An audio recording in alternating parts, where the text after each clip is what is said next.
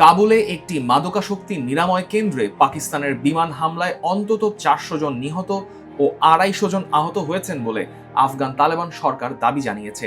মঙ্গলবার বার্তা সংস্থা রয়টার্স এ তথ্য জানায়। তবে পাকিস্তান এই দাবি প্রত্যাখ্যান করে জানিয়েছে, হামলায় কেবল সন্ত্রাসীদের ঘাঁটি, সামরিক অবকাঠামো লক্ষ্য করে চালানো হয়েছিল। চীনের মধ্যস্থতায় উত্তেজনা কমানোর আহ্বানের কয়েক ঘন্টার মধ্যে এই হামলা চালানো হলো।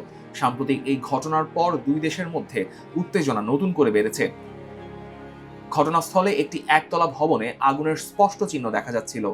অন্যান্য স্থানে ভবনগুলো ধসে পড়ে কাঠ ও ধাতুর স্তূপে পরিণত হয়েছিল। কেবল কয়েকটি দোতলা বিছানা অক্ষত ছিল, আর চারদিকে ছড়িয়ে ছিটিয়ে ছিল কম্বল, ব্যক্তিগত জিনিসপত্র ও বিছানাপত্র।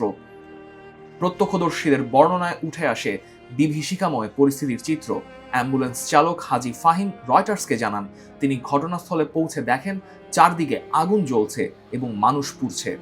ভোরে তাকে আবার ডাকা হয়, কারণ ধ্বংসস্তূপের নিচে তখনও বহু মরদেহ চাপা পড়েছিল। তালেবানদের উপমুখপাত্র হামাদুল্লাহ ফিতরাত জানিয়েছেন, সোমবার রাত 9টার দিকে বিমান হামলাটি চালানো হয়। তার দাবি, হামলার লক্ষ্য ছিল সরকারি উমিদ হাসপাতাল, যা ছিল 2000 শয্যার একটি মাদকাসক্তি নিরাময় কেন্দ্র। সামাজিক যোগাযোগ মাধ্যম এক্সে দেওয়া এক পোস্টে তিনি বলেন, হামলায় হাসপাতালের বড় একটি অংশ ধ্বংস হয়ে গেছে এবং এতে ব্যাপক হতাহতের আশঙ্কা রয়েছে। তার দাবি অনুযায়ী নিহতের সংখ্যা 400-এ পৌঁছেছে এবং অন্তত 250 জন আহত হয়েছেন। তবে হতাহতের সংখ্যা স্বাধীনভাবে যাচাই করতে পারেনি রয়টার্স। এদিকে পাকিস্তানের তথ্য মন্ত্রণালয় এটিকে ভুল তথ্য বলে দাবি করেছে।